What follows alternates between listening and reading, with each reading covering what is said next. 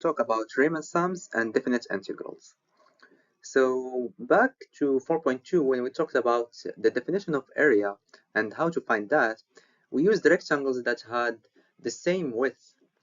So they had the same width, all of this. However, that was only for computational convenience. We could have used any rectangles of different widths and we would end up with just the same results. So that's what Riemann sums generalize and says. It says that a function f can be defined on the closed interval AB, and delta can be any partition in AB. So delta can be 0, can be 1, can be whatever. And the partitions that we are using here may not be equal.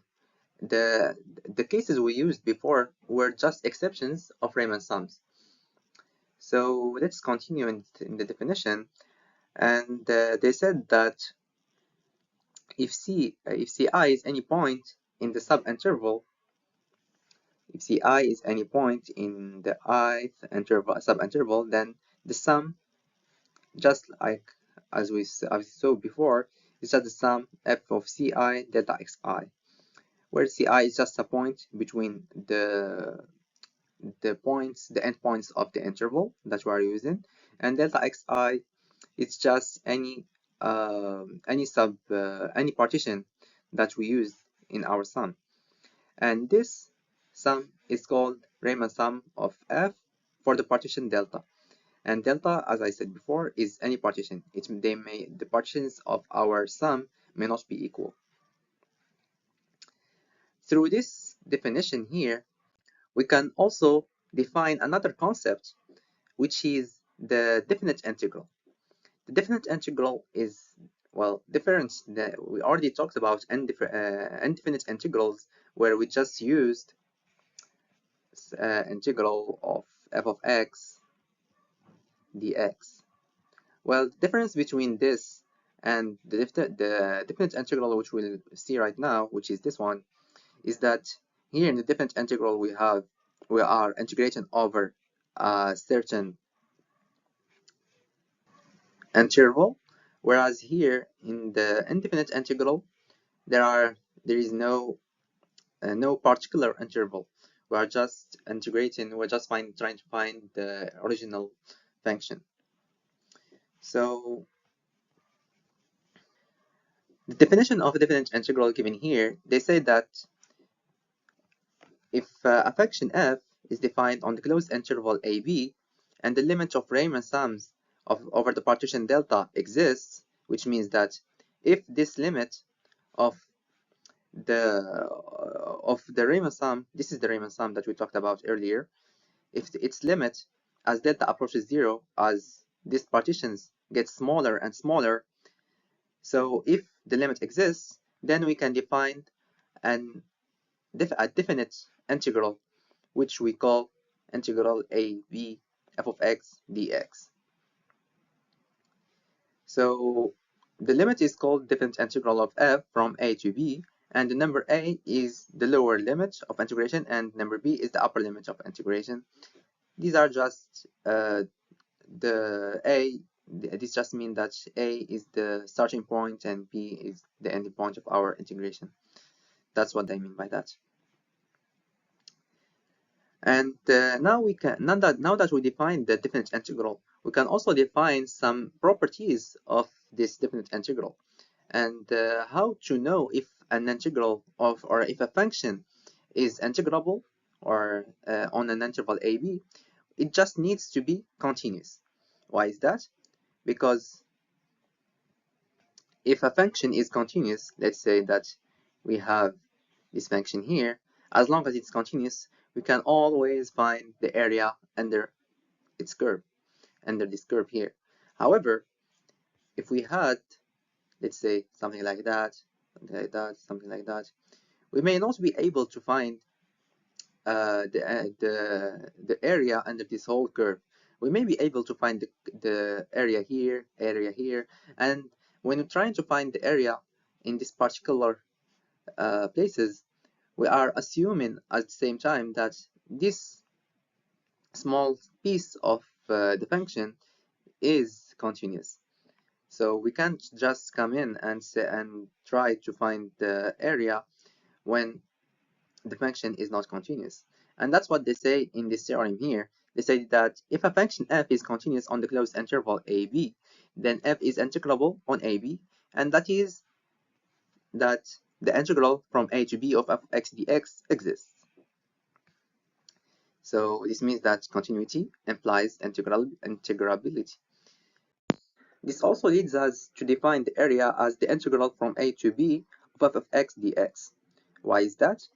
They said that if a function f is continuous and non-negative on the closed interval ab, then the area of the region bounded by the graph of f, the x-axis and the vertical lines, and the vertical lines and x equal to b is this here. So let's try to show or to graph this area here.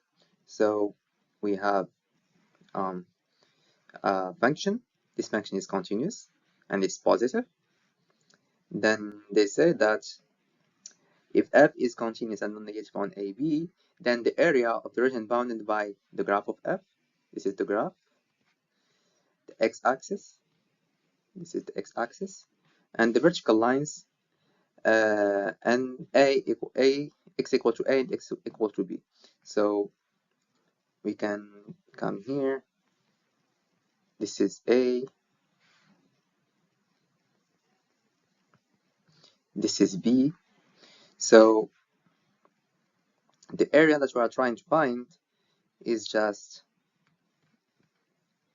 this area here, which is bounded by the graph, the x-axis, and the two lines. They also say that if a function is defined at x equal to a, then the integral from a to a is 0. That's obvious because if we have a function here, and this is a, so let's say that this is a, and then the area, this is a from a to a, so it's on the line, that's going to be 0 because it's just a line. X equal to a will just be a line.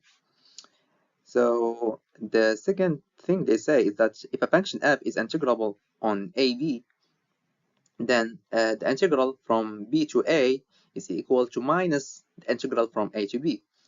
Why is that? Let's say that we have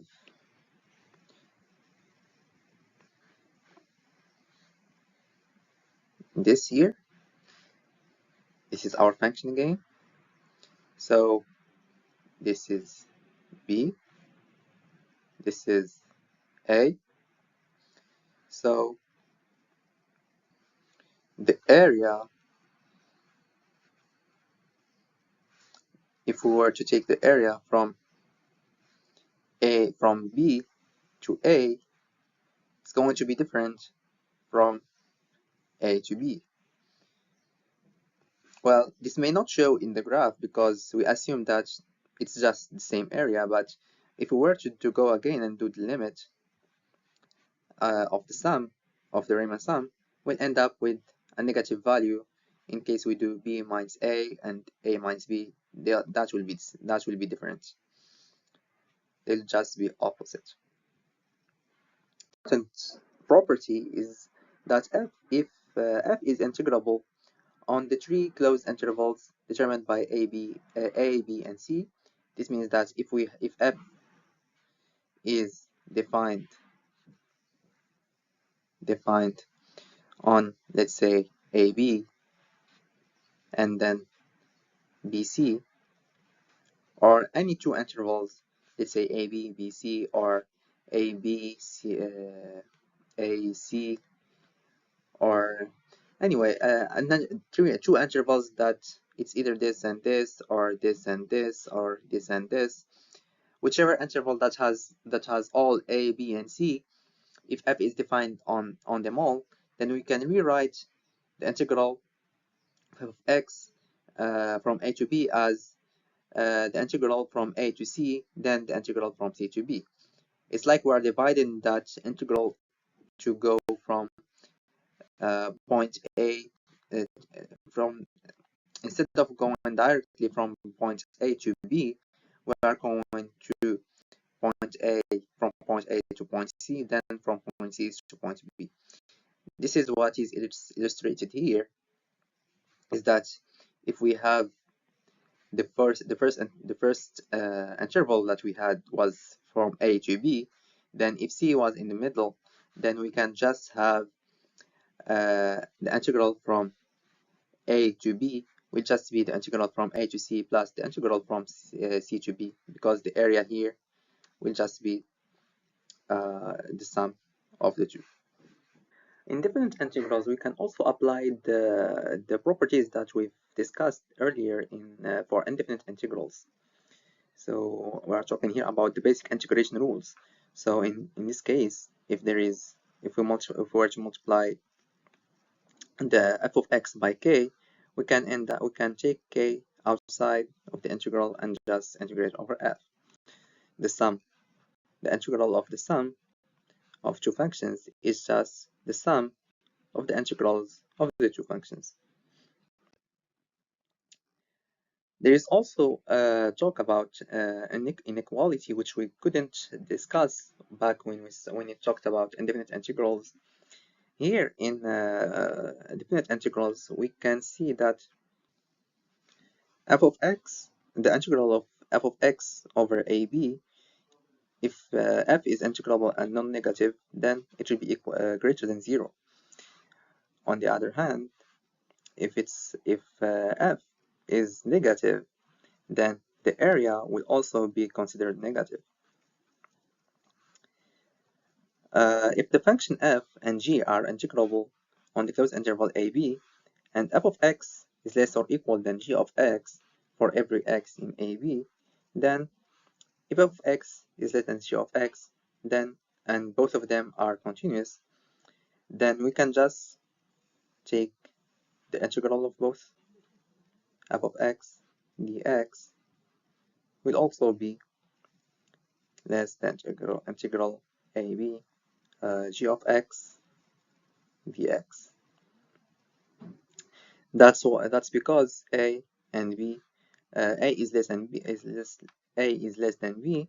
Then if we take the integral of both, then the inequality will remain the same.